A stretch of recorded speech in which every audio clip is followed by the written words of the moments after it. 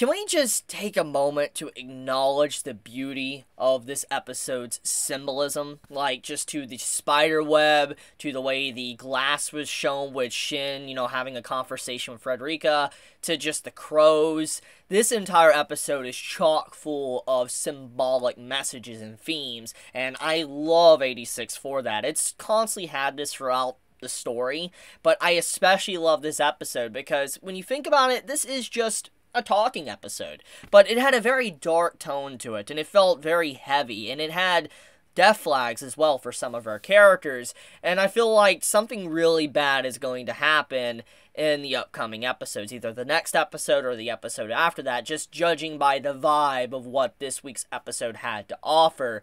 But just the symbolism is definitely something I live and breathe for, and I love what this episode did. 86 always stays winning week after week, and I love this anime. It is truly a treat to be able to sit down every single Saturday and watch this anime with a new episode, because it is quite the joy.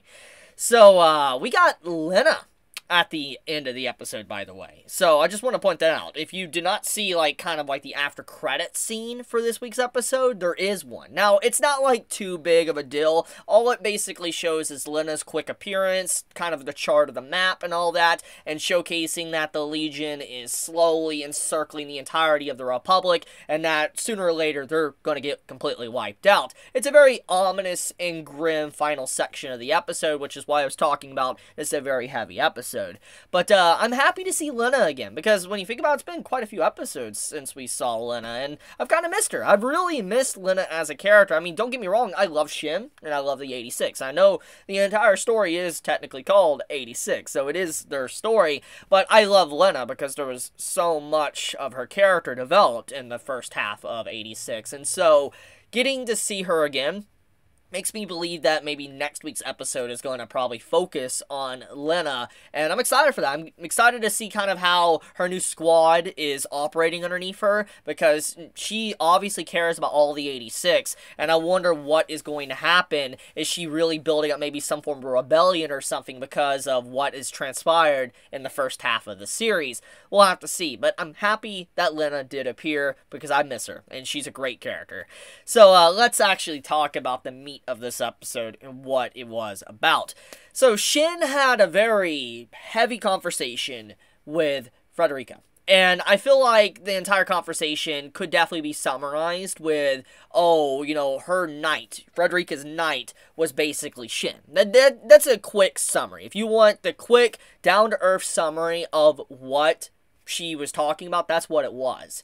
But obviously there is just so much more going on there. The themes that were being played with and showcasing that Shin could easily go down that path once again, and even Frederica could go down that path as well, depending on what happens in the upcoming episodes.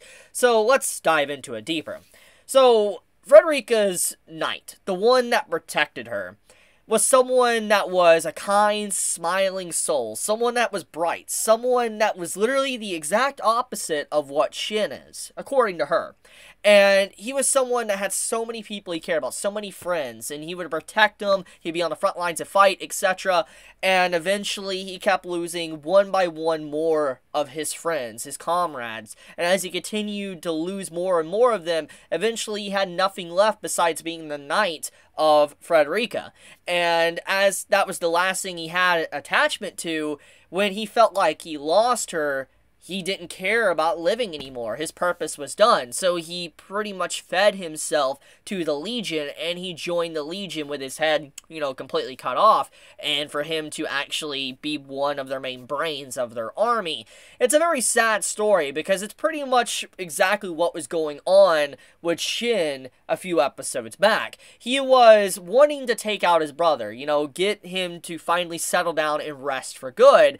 But obviously he was also, willing to accept the fact that he was going to die and join the Legion as well. And it almost, in fact, did happen if it wasn't thanks to Lena coming in and saving them at the last moment.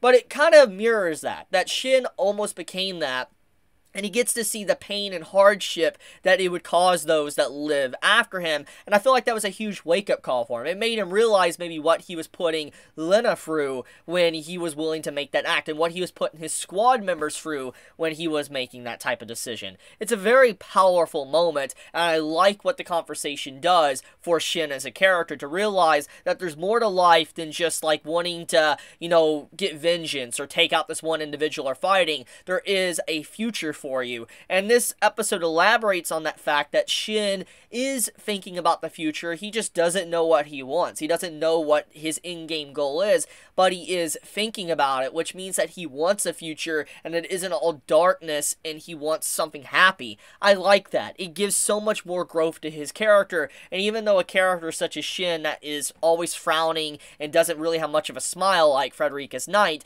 he is someone that also has so much emotion, and I love this episode for kind of going more into that. Which, speaking of Frederica, since I was already talking about Shin and how he was basically just like her knight, Frederica was going down a very similar path to her knight, and also what Shin was doing as well. She was willing to basically throw everything away to be able to finally put her knight to rest, but she realized very quickly that people that are dying around her, it's not worth it. People should cherish their lives. People shouldn't just throw their lives to the wind. They should care. And so she feels like putting someone to rest that's technically already dead is not worth the sacrifice it would take. And she tells Shin that. It's like, look, I'm not expecting you guys to go up to him and completely try to find him and get rid of him. I want you guys to prioritize your life, and if things get scary, if things get bad, you need to run. I don't want you just dying on the battlefield or something like that. And it really establishes more about Frederica's character and how mature she is for her age, but also her actually seeing the differences of, life is more important than just that petty struggle to, fight and get that vengeance at the end. So yeah, good episode to establish both characters and where they're currently stationed at in terms of the plot. But let's also talk about the other things building up in the side, which is the war. So we know for a while now that the Legion is quite a big army, and they're slowly building up their forces, getting stronger and stronger, and a massive invasion is soon upon them, which the Republic is at danger, and Lena's gonna have to figure something out, or she's gonna die as well. And when you see how they're finally going to start tackling that invasion, they're gonna charge right at it, it definitely leads you to believe that something bad is definitely gonna happen. Some character's going to die. Now, I don't believe Frederica, and I don't believe Shin is gonna die at this point, especially surviving everything. But I feel like maybe his right-hand man is going to die because of just the way this episode's set up. He's like, oh, if you want to tell everyone and all that about your ability, how you can hear certain voices and stuff, I don't want to be a hostage to make you see different. It kind of implies that he's like, I don't want to die. That's kind of what he said. And I think that is really telling that the character might die soon, which scares me, because I love him. He's a great character, but that's potentially going to happen because of just everything that this episode tried to set up with Shin, and how he's becoming more lax and, trying to think of the future instead of just fighting all the time. Now let's talk about the crow scene. We get to see a crow multiple times throughout the episode, and the final moments of the episode before the credits start to play showcases a crow that is landed right next to another crow, and these two crows are clearly Shin and his friend, and when you see one of them leave, it makes you assume that, they're not in the same page anymore, or one is about to leave and leave them for good, for instance, die, and that has me worried. It goes along with the entire death flags I'm talking about, and I'm kind of concerned. I'm kind of worried about it, and I feel like we're about to get a high-octane packed action sequence episode, but at the cost of maybe one of our characters' inevitable demise. So yeah, it's a good episode of 86. It's a very slow, thought-provoking episode with a lot of dialogue, which is exactly what I want out of my stories. So yeah, it's a good episode. Can't wait to see where next week's episode takes us. But 86 keeps giving us more and more content and more quality week after week. But okay, I guess I'm going to wrap it up there.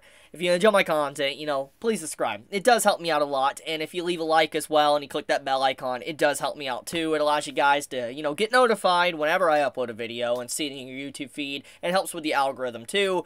But anyways, guys, be safe, stay healthy. I wish you all the best. Chibi out.